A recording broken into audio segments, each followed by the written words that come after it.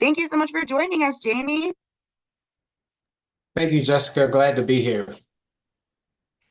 All right, you ready to kick it off? I am. Let me share my screen and get us started. Can you see my screen? Yes. Awesome. So, hello again, everyone. I'm Jamie Lyell, Program Manager here at AARP.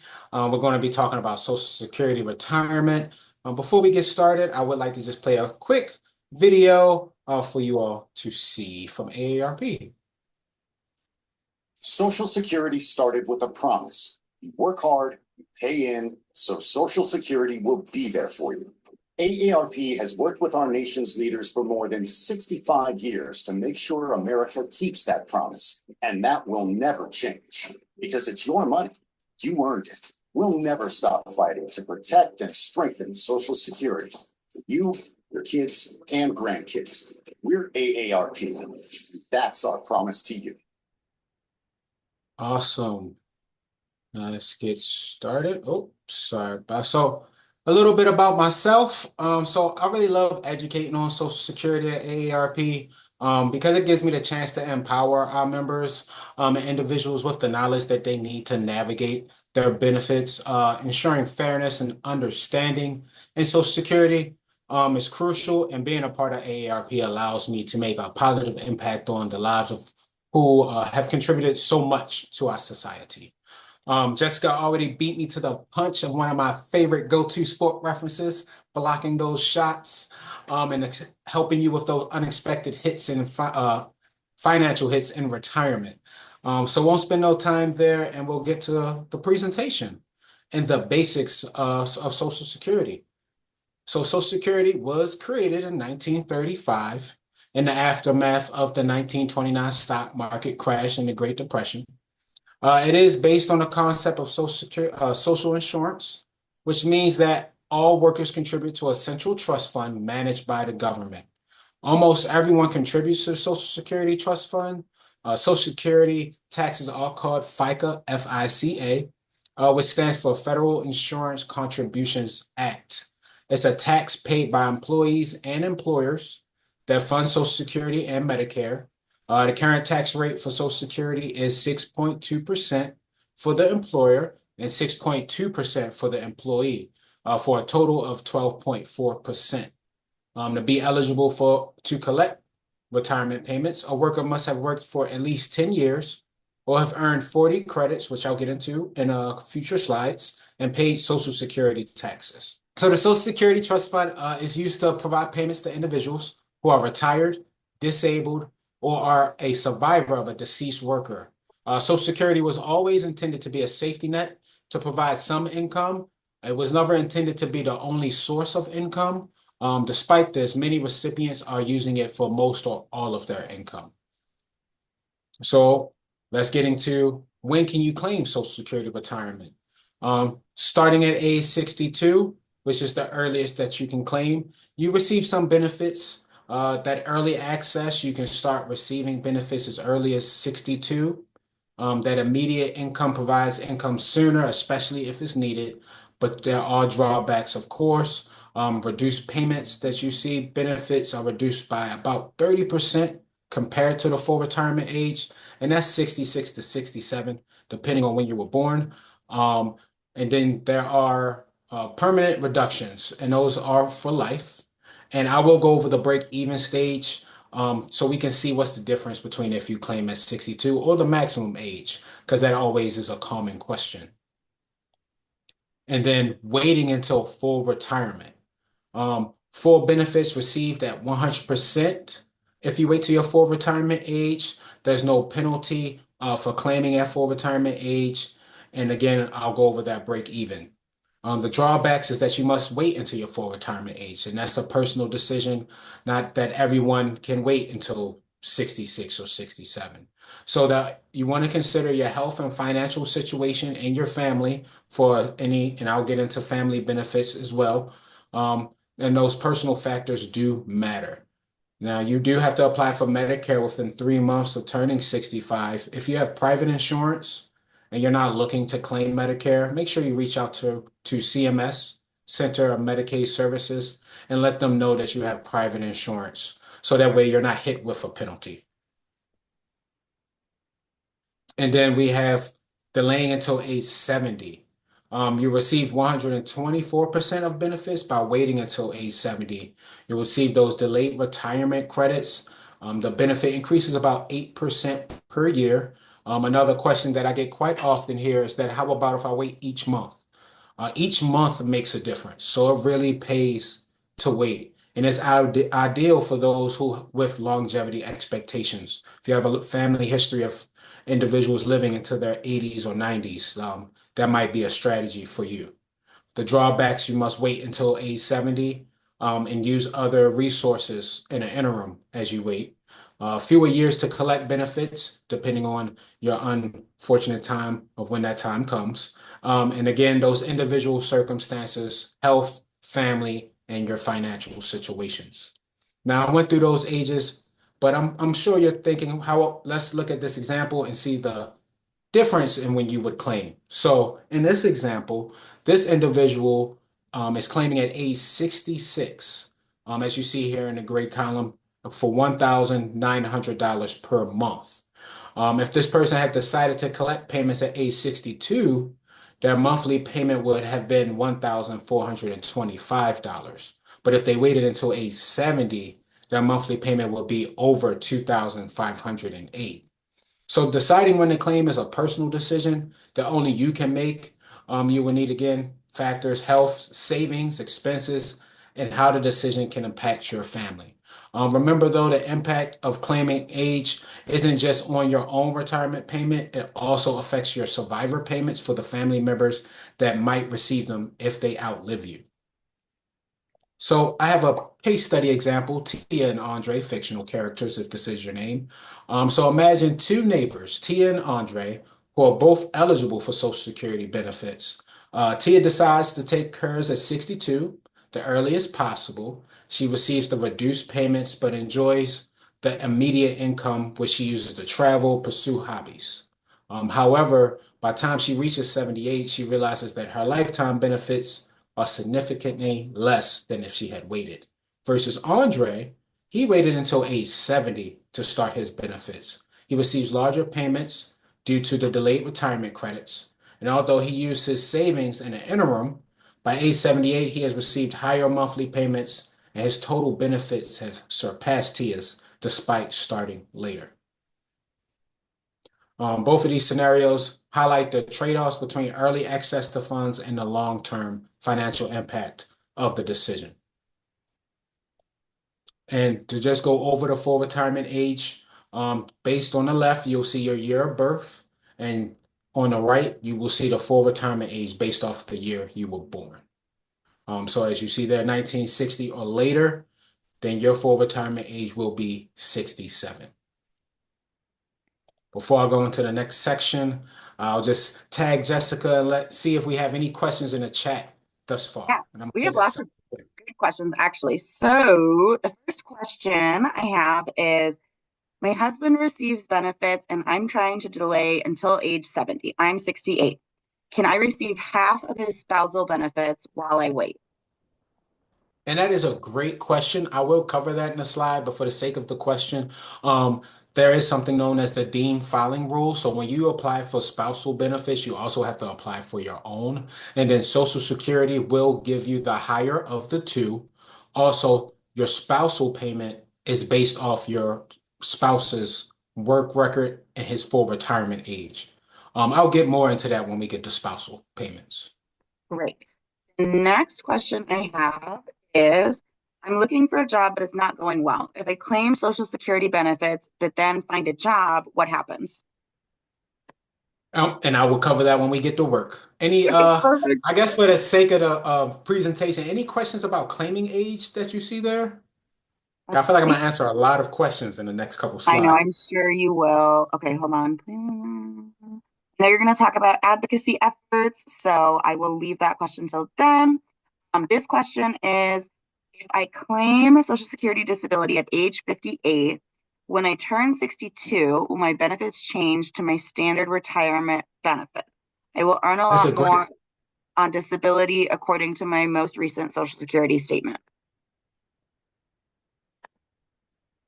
I was just reading what you said last. So when you're receiving Social Security disability, there's nothing that you have to do. Social Security will automatically switch it to retirement benefits. And there is a chance that there might be an increase in your benefits once you get to your retirement benefits. Awesome. Okay, and then this question, I have a hunch that you might answer as well, but the question is, and it's similar to one of the ones we asked, but it says, does full retirement age apply when claiming spousal benefits? So similar to the first question. Yes, and it's kind of specific, but yep, I'm gonna go right into that in good detail. Hold on to any family, spousal questions. I might answer them. I'm here shortly. So I'm gonna just move forward. Sounds good. Get back to the presentation. Thanks, Jessica. Thank you, Jamie. So relocation. So I always get this question, so I just want to just share this short slide. So understand the impact. Now, Social Security is a federal retirement payment that you receive. So it does not change if you move from state to state. Um, Now, while the benefits themselves are federal, certain aspects like taxes and SSI, that supplemental social security income, may vary by state. So relocating to a different state should not jeopardize your entitlement to Social Security benefits, and you can receive benefits while living abroad in another country. I will like to just state, since we are talking from Colorado, Colorado is one of the states that do tax Social Security payments. And I just want to just share this tool. Feel free to use this throughout the presentation to get some questions answered until I can get to your question. We will share it again at the tail end of the presentation, but just want to just highlight this tool where you can go and ask some of your Social Security questions there. But the section that we're all waiting for is family payments. So I will not delay. And we will talk about who can collect on your record. So children, spouse, survivors, and ex-spouse can receive Social Security payments on your record. And now I'm going to go into each group. So the children of retired, deceased, and disabled workers can, in many cases, collect Social Security payments on a parent's earnings record. Social Security incorporates children into its payment structure to help retirees' younger children provide for their families and as a form of insurance when a parent dies or can't work because of a disability. Within your family, each qualified child may receive a monthly payment up to half of your full retirement age payment. To be eligible, your child must meet certain qualifications. For your children to receive payments, they must be unmarried and under the age of 18 or 18 to 19 years old, a full-time student up to grade 12, or 18 or older and disabled prior to age 22. And next will be spousal payments. So spousal payments, 50% of the worker's spouse's full retirement age payment amount. So by the worker record that you will be claiming on, if they wait till age 70, it will not increase the spousal payments. It's based off of their full retirement age and what they receive at that amount, and you will receive up to 50% of that. You can only collect higher payment on either yours or your spouse's, so you cannot double dip and receive both. The working spouse must be collecting payments. To be eligible, you must be married for at least 1 year, age 62 years old, at least. Any age if you are caring for a child under 16 or a child with a disability. And we can't talk about spouse without ex-spouse. So payments, marriage lasted at least 10 years, can file at any time. And yes, you can file without letting your ex-spouse know. You will still need some information like their social security number and some other things. Eligible for 50% of the ex-spouse's full retirement age. This does not reduce what the ex-spouse will be receiving. It is a different bucket, if you will. The ex-spouse is at least 62 and receives their own Social Security payment. And to be eligible again, 62 or older, you have not remarried. And again, you cannot double dip. You can only receive the higher payment of either or. And survivor payments, which is a little different. For retirement age, 100% of the deceased eligible spouse's payment. Age 60 or 50, if disabled, will for reduced payment if you claim that early. If you're caring for eligible child or children, ex-spouses and dependent parents fall under this category as well. And we did get a question about this. Um, but if you're already receiving payments, and it also applies to spousal payments, Social Security will typically switch to survivor payments automatically upon a spouse's death. If it doesn't happen, reach out to the Social Security Administration at that 1-800 number listed there, the 772-1213, or visit a local SSA office. Make sure you set up an appointment. Those wait times are kind of up there currently. And then there are special circumstances. No length of marriage requirement if the death was accidental or occurred in the line of U.S. military duty. And remarry before age 60 or 50 if disabled affects eligibility. But if you remarry after that, it does not. Any questions before I go into work and eligibility about spousal payments? Yes. So it looks like we have two. So the first one is to clarify my earlier question, does age affect benefits for the divorced spouse benefit not eligible for a personal benefit? So does age, and repeat that question for me. I just want to make sure I'm Yeah, yeah, following. yeah. Does age affect benefits for the divorced spouse benefit? Oh, is that the whole question? Hmm. Okay, so yeah, so the age does have an effect for divorced individuals. You must be at least age 62 to claim those benefits on your ex-spouse's record. If you wait till your full retirement age, which is that 66 to 67, then you can receive 50% of the ex-spouse's benefit. Um, so if you do decide to claim, let's say at 62, it can be reduced by about 32.5% of that benefit you would have received. Okay, cool. Hopefully that answers that question. The next question I have is, while I will wait till 70, can my husband receive 50% of my FRA benefit? Yes. If you wait till 70 and then your husband plans to claim on your work record, keep in mind again when he decides to claim, but he will be able to receive up to 50% of what you would have received at full retirement age. Cool. The next Only question, question. and Oh, we have, another one.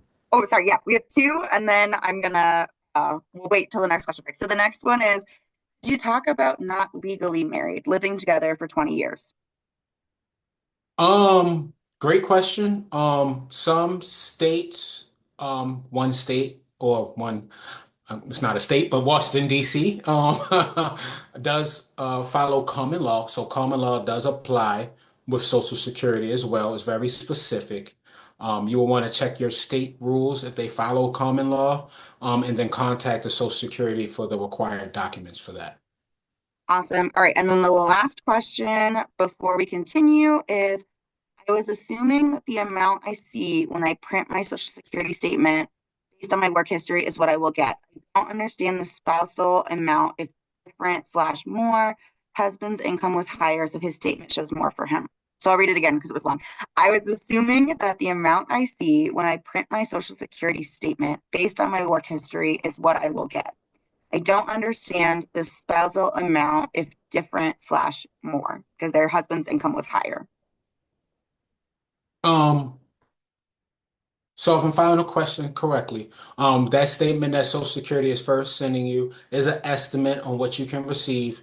There are tools online. I also always recommend to open up a My SSA online account so you can see those estimated benefits. Also, AARP has a Social Security calculator that you can use, which is also in the resource that we will share at the tail end of the presentation. As far as for the spousal benefit being more, or less. But if it is more, it could be because their spouse was a higher earner than you were throughout the 35 years, which I'll cover. And that is why your spousal benefit is higher on that record. But keep in mind, Social Security will give you the higher of the two. So if it is higher on one or the other, they'll make sure that's what you receive. And we'll get back to the presentation and I'll come back for more questions. So let's talk about work. Recently, the Social Security Fairness Act repealed two provisions, the Windfall Elimination Provision, also known as WEP, WEP, and the Government Pension Offset, also known as GPO. These provisions prevented and reduced Social Security payments for individuals who also received a pension from jobs not covered by Social Security, such as teachers, firefighters, and police officers. This new law impacts approximately 3 million current retirees, their spouses, ex-spouses, and their surviving spouses. So if you worked in a public sector job and received a pension, you are likely affected by this. The law is retroactive to January 1st, 2024, meaning that all eligible recipients will receive back payments for 2024, and that Social Security payments will be adjusted to include the increased payments moving forward. It is May 9th. They did start sending this out in about April 1st. So you should be receiving payments and showing those increases.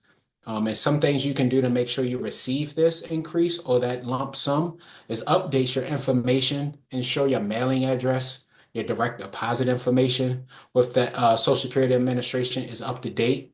Again, set up that My SSA account at login.gov. Again, that's login.gov. And if you already have a My SSA account, you can monitor it for updates from Social Security about the increased payments as well. And understanding Social Security credits and how they are earned. So you can earn up to 4 credits per year. Credits are based on total wages of self-employment income. In 2025 is 1 credit for every $1,810 in covered earnings. The best way for me to, I always like to say to remember this, is that you can earn 1 credit per year. So just like basketball, football has 4 quarters. Each quarter, you can earn a credit. And I will go into the 10-year rule, which applies to these credits, also known as the 40 work credit rule. So requirement is 10 years of work or 40 credits for eligibility. And it's different for certain benefits. So retirement is 40 credits needed. And for disability is 6 to 20 credits needed, depending on age. And survivor payments for a spouse and children of a deceased person would who earned at least 6 credits. So quarter credits, 1 credit per year. I mean, per quarter. Man, earning your way to these payments and earning maximum credits. The maximum 4 credits per year, and that's been in place since 1978. And this was put in place to ensure a minimum of 10 years of work, regardless of income. And the extra credits do not increase payment amount. Average earnings of over working years determine your monthly payment. And some rules and reductions and impacts on Social Security payments. Eligibility, so Social Security, retirement, and survivors benefits can be received while working. There is an age factor. The payments may be reduced if you're younger than your full retirement age, which we covered, and earn above certain amounts. So these amounts and what they're referred to as earning limits. So under full retirement age for all of 2025 is $1 deducted for every $2 earned above 23,400. And then when you reach your full retirement age, let's say this year, it's $1 deducted for every $3 earned above $62,120 until the month of full retirement age. So what that means, let's say your birthday is June of next month, June. You will fall under that $62,000 mark. But once June gets here, even if your birthday is June 30th, you can work as much as you want once you reach that month of full retirement age with no reductions. Now, the payments increase at full retirement age to account for earlier withholdings. So not as a lump sum for all of the withholdings, but what happens is that they will give you a credit that will increase what you receive over the course of your Social Security payments. And then taxes on Social Security payments. I know I brought that up, that Colorado is one of those states that do tax Social Security currently. The taxable income, up to 85% of payments may be taxable depending on combined income. For individual filers, 25,000 to 34,000, up to 50% can be taxed. And if you're over the 34,000, up to 85% of your payments may be taxed. And for joint filers, 32 to 44,000 for the 50%, and then above 44,000, up to 85% of payments may be taxed. You have the option to have federal taxes withheld from payments to avoid owing taxes later. Any questions on that? I know that was a lot of information about work. Any questions in the chat for me, Jessica? I don't see any yet, but let's give people just a sec to see if there's Okay. any that will come in. And I think if we didn't answer your question that you posed before, please post it again. Yeah, I and just want to I'll make come sure. back. If you don't have any questions, I'll just come back and we can and they can I'll answer them. So Cool. I'll go into the next section about understanding payment limits. So cost of living adjustment and the wage cap. So Social Security payments adjust each year to account for inflation. The COLA for 2025 is 2.5%. And wage cap limits amount of FICA taxes. So additionally, it's important to consider that currently there's a wage cap on tax earnings, which means that workers only pay FICA taxes only up to the first 176,100 that's listed there of their income. If you have more than one job, your employers are required to withhold FICA taxes. So you'll have to request a refund if you happen to make over this amount. The 176,100 amount. And this is the amount that you would have on average, whatever the cap is, to receive the maximum amount of Social Security payments, which I will cover in the next slide.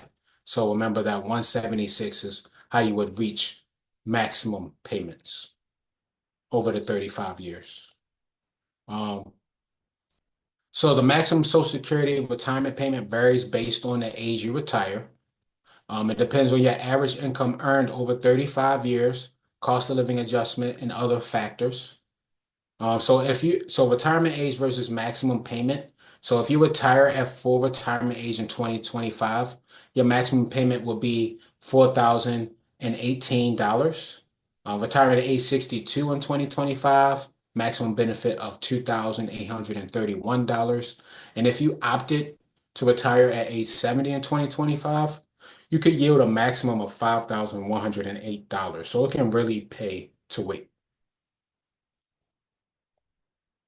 And calculating these maximum payments.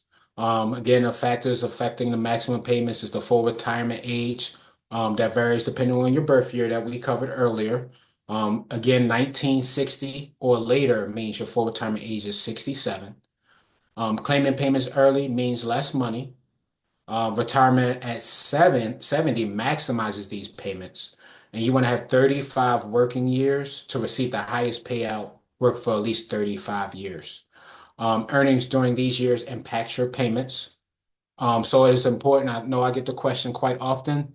What if I'm still working in my 60s and I started working, let's say, at 16, and your payments are higher than when they were at 16?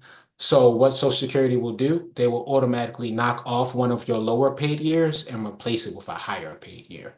Also, in the flip side of that, if you have a lower year, Social Security will still keep your higher paid years over 35. It keeps the highest 35 working years. They receive that directly from the IRS. Both agencies do communicate through their systems, but definitely keep track of that. Have that My SSA account so you can keep track. Let's see here. Each year, the Social Security Administration sets a limit on these earnings. Again, in 2025 is that 176,100. So it does change each year. This is maximizing your payments. Delaying again to retirement age 70 maximizes it, ensuring that maximum, taxable earnings for at least 35 years, and filling the earning gaps if you need to increase the income to optimize the payments. And ways you can estimate it again, you can open up a My Social Security account at login.gov. You can complete and mail in the form 7004. You also can call the 1-800 number. And your statement is still mailed if you do not have a My SSA account and you're over the age of 60. They still do mail out that. And I just want to just talk quickly as we get to the tail end of the presentation about the future of Social Security. So right now, Social Security is in good financial shape. However, according to the annual report released by trustees, the two Social Security trust funds that act as reserves for the program will be depleted around 2033. Our population has changed. People are working and living longer. Consider that in 1950, there were approximately 16 workers contributing to FICA per person receiving payments, but that in 2035, there will be only about 2.3 workers contributing to FICA per person receiving payments. So it's a big difference. And that's why we need to act and now to secure Social Security. Um, with all that, that means that after the year of about 2033, Social Security will only be able to pay about 83% of payments recipients are scheduled to receive. So policymakers have to act to address the future payments and shortfalls. And the longer they wait, the harder the choices become. AARP, of course, is a nonprofit, nonpartisan organization. We have developed these guiding principles in order to fight and protect Social Security in alignment with our mission. And we believe that any proposal should lead to finance Social Security for the long term.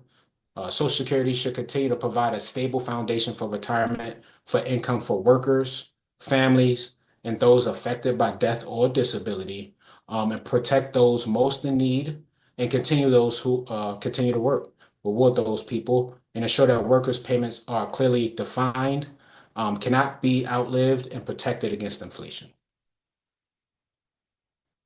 And one of my last slides, got a couple more. So these are some of the ways that Congress has for their options to address the program's long-term physical challenges. For example, here are the 5 potential solutions to make sure that Social Security can pay out 100% of earned payments for everyone who is eligible for generations to come. Some free resources down there that you can check out. The Council for Economic Education and American Academy of Actuaries. And just some commonly asked questions that I like to just go through just to lighten up a little bit. So how long do you have to work to qualify for Social Security? Can I get some questions, some answers in the chat? Make sure everyone was listening. I felt like I was talking to the screen by myself this entire time. Any answers in the chat? How long do Right, you have yeah. to work? 10 years, 40 quarters, 3. Okay, 10 okay, years, 40 quarters. okay. I'm getting some answers around there. I hear some correct answers. 10. So here's the answer. So Social Security uses a system of credits. I heard someone say credits, called quarters. Remember basketball, football for me. And you need to earn 40 quarters, which is 10 years. You can earn 4 quarters each year to qualify for retirement benefits. You earn credits by working and paying Social Security taxes on your earnings. You can earn up to 4 credits a year. So it takes 10 years to earn 40 credits. And I'm gonna try to keep Social Security fun after this one. Let's do some true and false. Social Security is going broke. That is false. As we previously covered, as long as workers and employees and employers continue to pay payroll taxes, it is a pay-as-you-go system. The revenue coming in from payroll taxes largely covers the payments going out, but those long-term funding changes in about 10 years, and that 80% being paid out on earned benefits. And members of Congress do not pay into Social Security. Also false. All members of Congress, the president, vice president, and most political appointees been fully covered on the Social Security program starting in January of 1984. So all members of Congress, no matter how long they have been in office, have been paying into the system since 1984. And how many payments has Social Security missed? Any answers in the chat? Let's see, not yet. They're coming though. 0. Thank you, Rick. Let's see. Appreciate it, Rick. Got 2 zeros, 3 zeros, Oh, 4 zeros. oh, everybody's going with zero. Rick has started the wave. Okay, Rick. So whoever has said zero, that is right. Social Security has not missed a payment since it has been created. And what list does Social Security Administration release every year? I think this is my favorite question because I always get all type of answers. All right, top baby names. Sexiest man alive. I see you, Donna. Um, Baby names. okay. I always Everyone's like gonna when get someone folded says there. C. I think that's my favorite part of the presentation when somebody says sexiest man alive was one of the things they And released. you need like a little Um, infographic for that next time on the covers. right. But it is top baby names. They release this every year because they have to access with all the social security numbers for all the new children. And let's Not move to put you forward. on the spot, Jamie, but do you know what they were this year? I do not know what they were for this year. I haven't checked. All right, just I have not curious. checked. Now I'm gonna have to check. I'm gonna have to look it up now. So this is AARP and Social Security. So on April 10th, SSA tweeted that the users of the phone service will only have to come in person and be flagged for the anti-fraud. This announcement was in no small part driven by the efforts in the states and nationally by AARP staff and volunteers. In fact, 1 in 5 Americans rely on the program to keep them out of poverty later in life. And AARP is also always monitoring actions taken across all branches of government to make sure the interests of older Americans and their families are protected and advanced. And AARP will continue to advocate for older Americans and their families while we'll press for details on how services will be maintained during and after this reconstructuring. AARP did secure that win, and they did secure keeping the phone lines operating. So you do not have to only go in. You can still have all options of going online, calling, still, and going into the field office. Make sure you make an appointment. And I'm sure I have questions. I want to thank everyone for listening and watching me talk to a computer screen by myself. Jessica helped a little bit with that. So what questions do I have?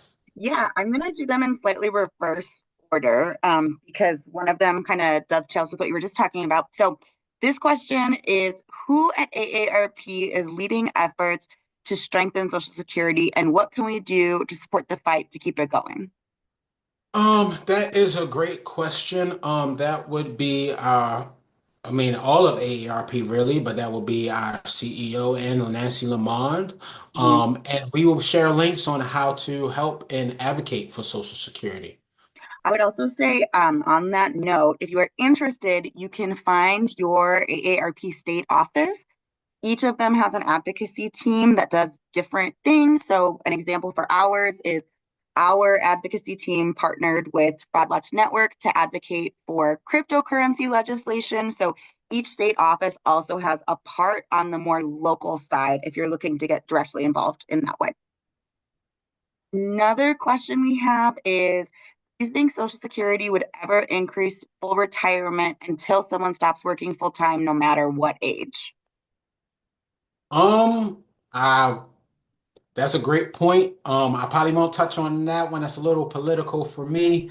But as of right now, the full retirement age is at 67, and it hasn't been any talks yet on changing that. It just has been an idea and a consideration. Understood. All right. Another question we have is, if you work full time in the future and currently receive Social Security, can you drop Social Security payments, or do you have to take more out of your W-2? And then the follow-up is, if you do this, what percent of taxes is needed? So I'll repeat it.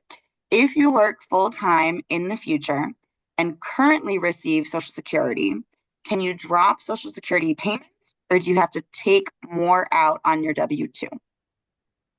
Well, first for the W-2 part, that would be a question for your tax professional. You can have voluntary taxes taken out. And there's a form that you can receive from IRS and submit it to Social Security. Also, if you're receiving Social Security retirement payments, after full retirement age, you can work as much as you want without any reductions. If you're receiving Social Security retirement before your full retirement age, again, you would have those reductions that will come into play.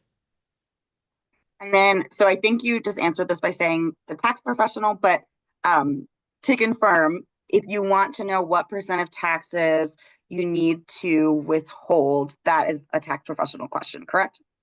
Yes, correct. Cool. And then the other question I have, though, still keep them coming in. We've got about 15 minutes left.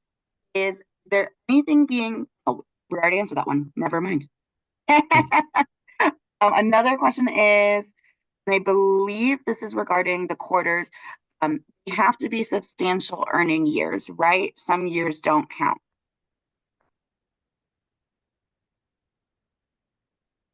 I'm not really following the question. You have to be substantial earning years. Some years don't count. Substantial earning Well, years. I will go back for my visual learners. Give me a moment. Sorry about the quick scroll. Um, right here. So 4 credits per year, 1 credit for 1,810 in covered earnings.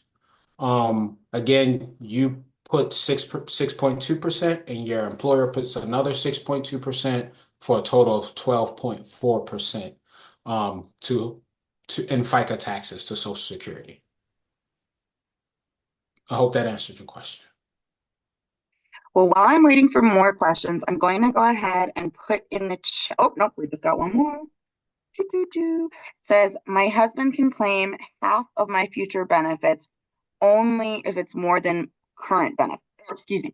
My husband can claim half of my future benefit only if it's more than his current benefit, correct? Okay, so that's a great question. So remember, when your husband claims on your Social Security work record, it is a separate bucket for family benefits, and he will be pulling from that amount. And then you're right as well that he would only receive it if it's higher than the other. They wouldn't switch you to something that's less in a sense, and they will always pay the higher of the two. And again, you can't double dip. Okay, another question we have. Hopefully, we answered your question, Donna, but if not, go ahead and add some more. But another question we have is Social Security is paid only for US citizens. How about permanent residents, green card holders, and those on work permits?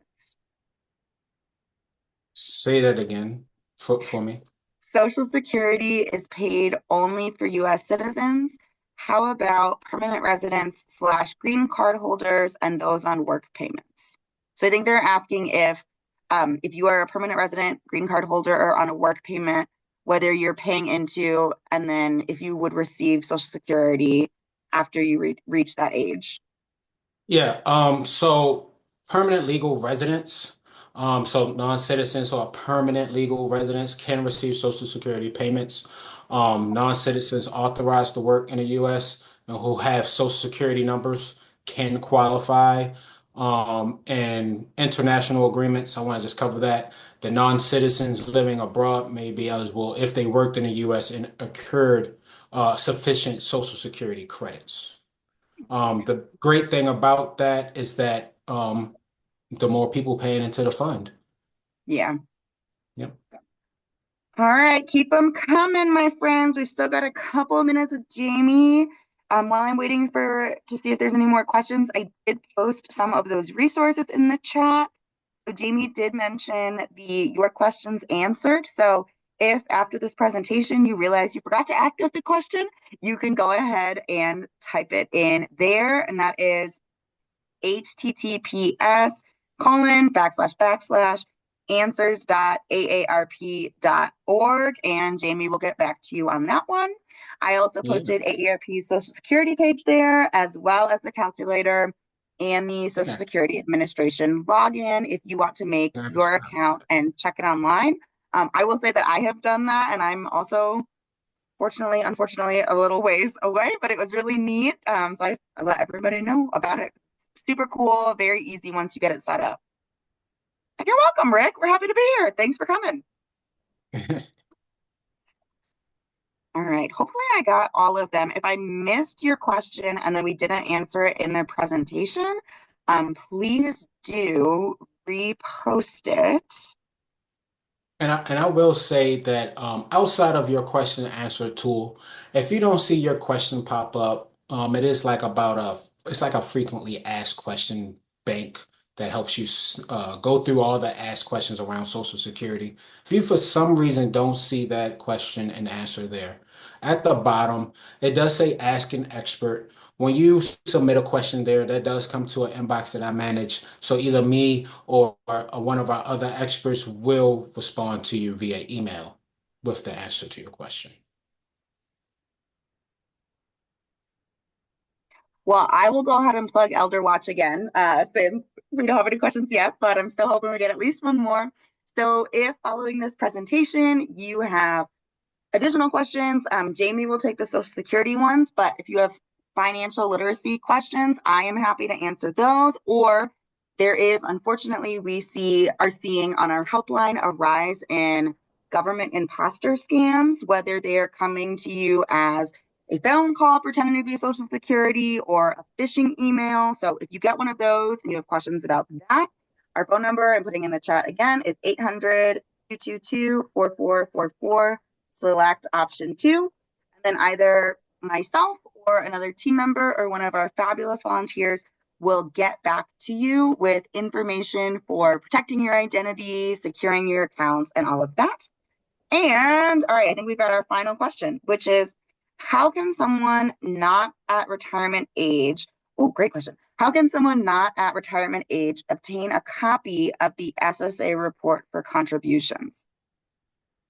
You should be able to request that online through the My SSA account. If not, call. Of course, you can go in. Again, make an appointment. I don't want anyone waiting outside for hours. Yeah, Um, it's but forever. you have all those options to receive that before retirement. Awesome. All right. So I'm going to let that be our last question. Jamie, I think you got a compliment that you'll really enjoy. They said, Awesome. you are the MJ of Social Security. I appreciate that. I'm gonna hold on to that one.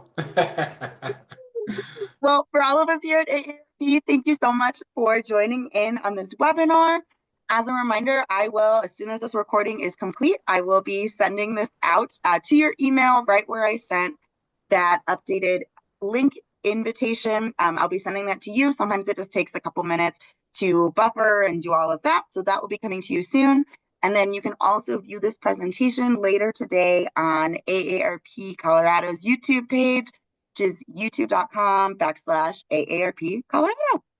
But thank you again for joining. My name is Jessica Zawadski. Jamie, thank you so much for joining us as well. We hope you stay safe. I hope that you learned something today, and I hope you sign up for our next webinar. I don't know what it's going to be yet, but I know it's going to be great. Thank you all. Enjoy your Friday and be safe.